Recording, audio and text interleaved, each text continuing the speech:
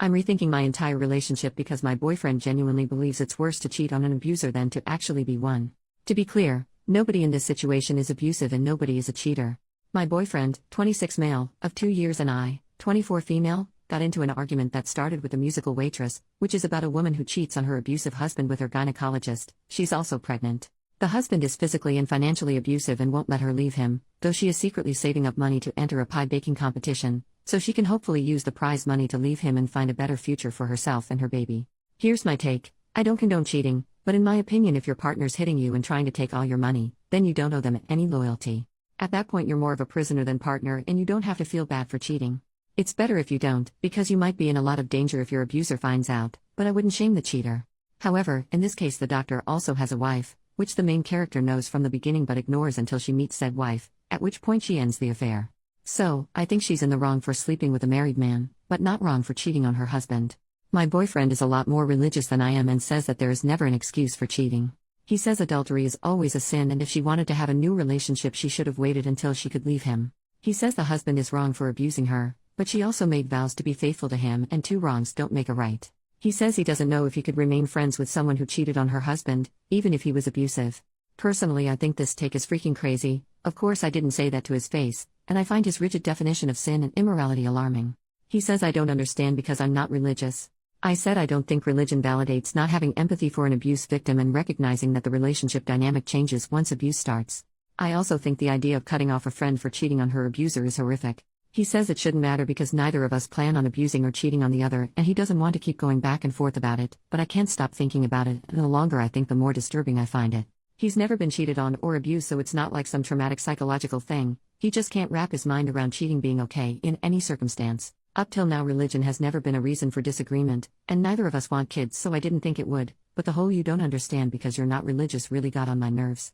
Both of us agree that the doctor is unequivocally wrong both for cheating and for hooking up with a vulnerable patient. He deserves to get dumped and fired and have his medical license revoked, but that's not really relevant. It feels a little ridiculous to end a relationship because of an argument that started with a fictional musical about pie, but here I am. I'm seriously considering it. Edit to clarify, I'm not trying to justify or condone actual cheating in any way. I would never encourage or support someone to cheat, no matter their circumstances. The point of disagreement is that I think the cheater being an abuse victim who can't leave is reason to have compassion for why they did it, and it's messed up to end a friendship over that. Update the next day. First off, thanks for all the replies to the original post. The reason I turned to Reddit was because he was shutting down conversation while I wasn't ready to let it go, and you guys helped me figure out why exactly it bothered me and how to organize my thoughts to better communicate them. As most of you said, the core issue wasn't really about the musical or hypothetical situation, it was about the implication of underlying principles that I didn't agree with and the inconsistency in his religious beliefs, as well as the tone of religious superiority that got to me. So, I brought it up again last night, over FaceTime. We don't live together, fortunately, and he was quite upset that I wouldn't let it go because I'm normally not argumentative like this. It's true that I usually try to find common ground or compromise, but I thought that was weird of him to say. At this point I felt pretty guilty about not letting it slide and I considered dropping it, but I'd spent too much time thinking about it to let it go, and boy am I glad I didn't. I started by asking about why this was a situation that could be dictated solely by religious doctrine, while he's fine with things like premarital love-making, abortion, homosexuality, etc.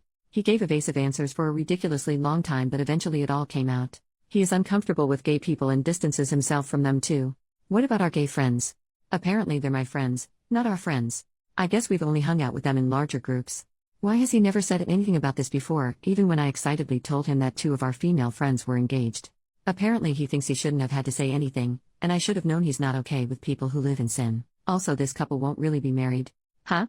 I go to Pride every year to support my LGBTQ+ friends. He never criticized me for doing that, so why would I think he had a problem with it?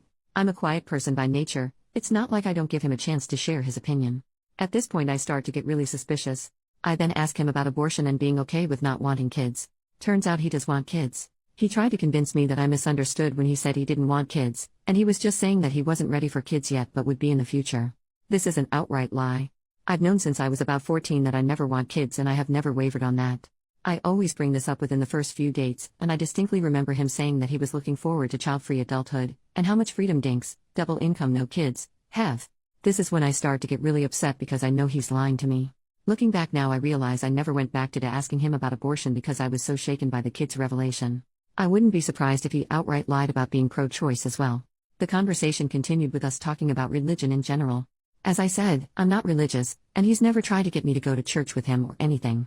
I was raised by immigrant parents who practice a minority religion, but they are not devout/they favor scientific explanations, and they raised me to be respectful of others' beliefs. I thought he understood that. In the past he's asked me about cultural and religious customs and seemed respectful and interested. Turns out he thinks their religion is not real, as opposed to his, and it's interesting to see their customs, but we can't expect them to know better because they weren't well educated. Both of my parents not only went to reputable universities in their original country, but also went on to get master's degrees in the country we live in now. That's when I realized he's a bigot. I also asked him about why he's okay with premarital lovemaking but not any of the other stuff, and he hemmed and hawed and didn't have an answer, which is when I realized he's a horny nincompoop. At this point he's still acting like I'm the bad guy for not automatically knowing all these things he's either never said and not automatically knowing when he meant the opposite of what he said. By now I know that I'm done with this relationship, but I ask him why, if religion is so important to him, he's okay with me not being religious. Long story short, he basically thought that by the time it all came out, I'd be so obsessed with him that I wouldn't dare leave him, and I would become a follower of his religion because let's be honest, he's out of my league and I won't find anyone better now that I'm getting fat. I've gone from a size 2 to a size 4 in 2 years, what the heck? And some frankly racist, elitist crap about how his, rich, family is better than mine. This whole time he was acting like I was ridiculous for overreacting to all these revelations. Finally I told him it was over and he didn't seem to believe me. Whatever, I know I'm done with him. I went to bed angry and upset, but I woke up more relieved that I know the truth now. It's going to take me a while to trust again after all those lies, but better that it happened now when I can make a clean break than if it happened after I'd moved in with him or after I'd gotten pregnant and he'd gotten me arrested for seeking an abortion. Luckily I have the day off work today to process it all mentally. I didn't have any texts or calls from him this morning, so I figured he'd either accepted it or was still in denial. I didn't care much. Then a few hours ago I got a very angry voicemail from his mom, a woman I've met twice and has my number because we exchanged a few recipes, telling me I'm going to hell for, among other things, cheating on her baby boy. That's right, this guy must be a pathological liar or something, because his response to me dumping him for being a liar was to run to mommy with a new lie about me hooking up with some fictional man from work. Forget the fact I'm not a cheater, I don't even work with any men who would fit this lie. I sent the mom a text spelling out the truth and told her I was blocking her, which I did. Since then I've been reaching out to friends to tell them my side of the story before he feeds them a bunch of lies too. Fortunately the ones I've talked to so far believe me, because I was kinda scared about the fact I don't have any proof besides the voicemail, and he is the more charismatic and persuasive one. The friend group is pretty liberal-minded though, and it is bizarre that his opinions never came up before. But I guess he saw them as my friends while his church friends, who I never saw much of, were his friends. Overall, I'm trying to stay optimistic, but it's terrifying how smoothly he could lie to me for so long. It only came out because he let his guard down because we were talking about a fictional story. Initially I felt ridiculous for not letting it drop. Thank you to those who encouraged me to trust my instincts and get to the root of what bothered me. Finally, though it didn't come up again, I'll say again for the record that abuse victims whose partners won't let them leave are prisoners, not partners. They do not owe their captors any loyalty. Infidelity in that context is not a healthy or safe or smart choice, but people make bad choices when they're in survival mode. We don't have to condemn them for it. The number of people on that thread who seem to consider abuse and cheating as equal transgressions is seriously disturbing.